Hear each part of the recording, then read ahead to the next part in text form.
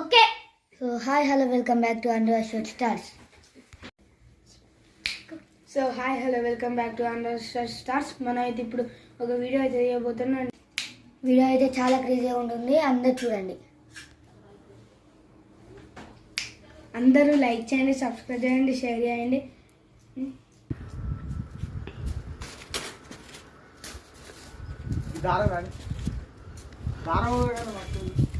నేను పట్టుకుంటా.